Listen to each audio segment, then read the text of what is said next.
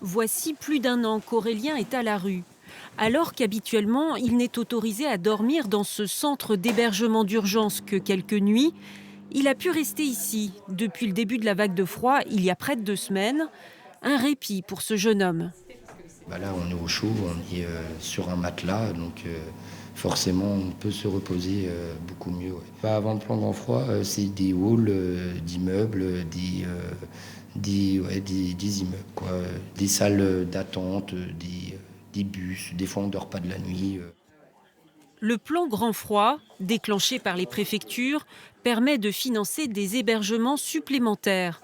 En Ille-et-Vilaine, 200 personnes de plus qu'habituellement sont actuellement logées, la plupart dans des hôtels que le 115 a mobilisés. Quand on fait les entrées surtout. D'accord. Il faut trouver des places d'hôtel, s'assurer que les places soient disponibles et orienter chaque personne vers une place d'hôtel. Donc c'est un gros travail qui est réalisé et habituellement on n'est pas sur ce volume d'hébergement sur un temps aussi court. D'autres hébergements temporaires ont été ouverts. L'association qui gère ce centre d'accueil d'urgence a ainsi proposé 10 places supplémentaires provisoirement. Nous avions une maison que nous venions de remettre en état, qui habituellement est destinée à des gens en attente d'un logement social. Et là, en fait, effectivement, très rapidement, on a pu ouvrir cette maison pour 10 hommes isolés.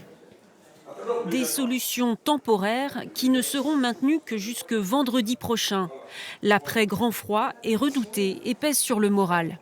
Il n'y a pas assez de place forcément pour tout le monde, donc c'est pas forcément facile. C'est un plan vraiment, c'est de l'urgence, quoi, c'est provisoire. L'Ille-et-Vilaine compte environ 1800 places d'hébergement d'urgence tout au long de l'année. Mais cela reste encore insuffisant par rapport aux besoins.